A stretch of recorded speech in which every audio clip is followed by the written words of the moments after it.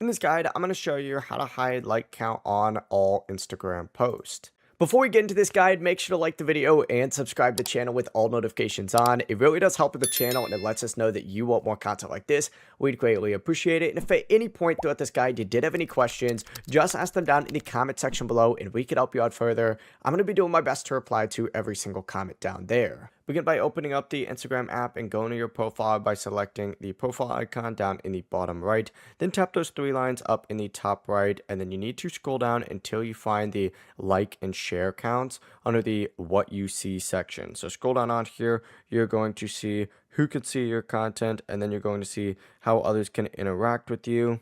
And here you're going to see what you see. Go ahead and select like and share counts, and you simply need to turn hide like and share counts on just like so. Now, if you just want to hide it for an individual post, just go to the post that you want to change. For example, this one, right? Select the three dots, and then you can do hide like count, hide share count, and you can also turn those on when you're posting them by going to the advanced settings.